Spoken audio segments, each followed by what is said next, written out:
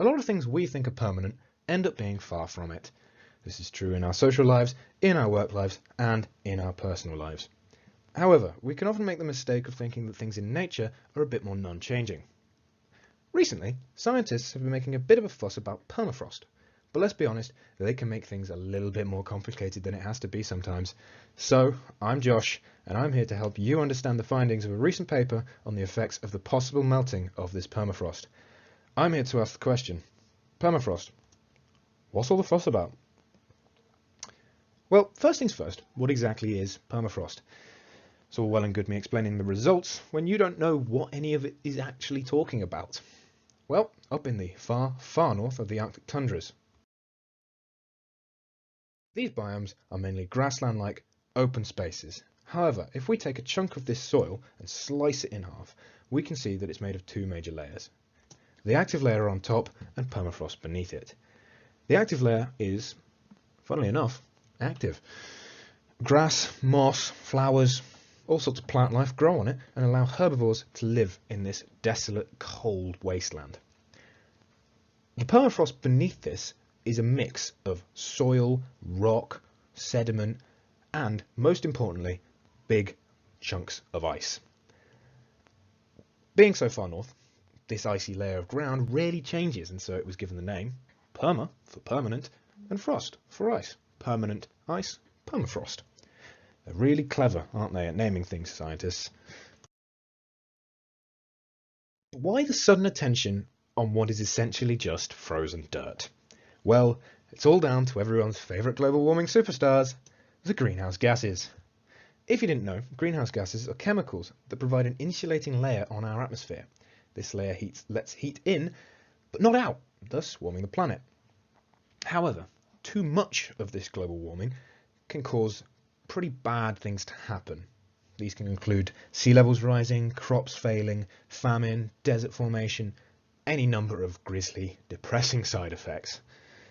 In the case of permafrost, we're focused on these two gases here, methane and carbon dioxide.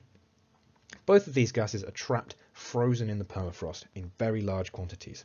In fact, if pockets of methane like this are open, breached, and then they're purposefully ignited, they can produce a spurt of flame erupting from the ice.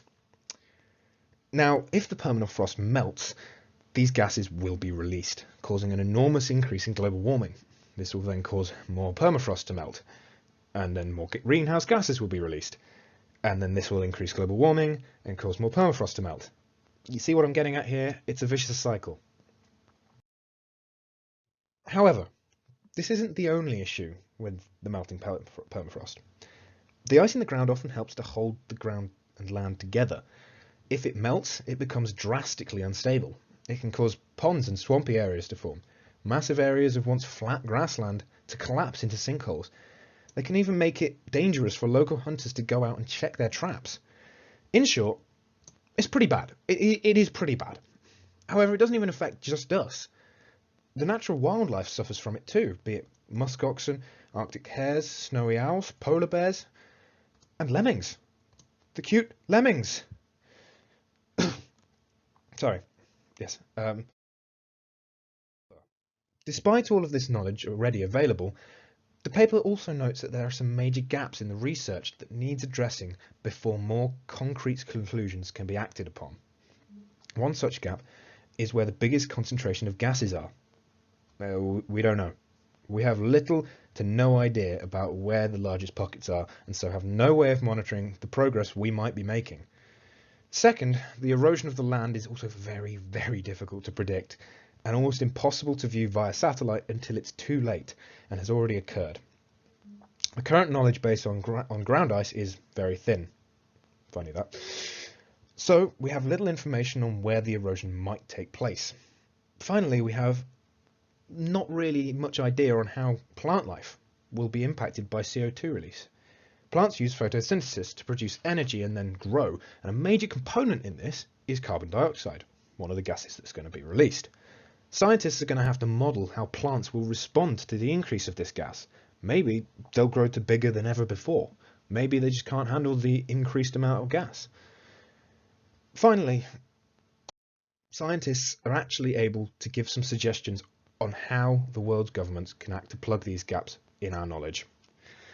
Simply put, by funding monitoring sites, extending measurement technology, building models, and getting more raw data, we can hopefully understand more about how to slow the melting and how this may help us in the future of our planet.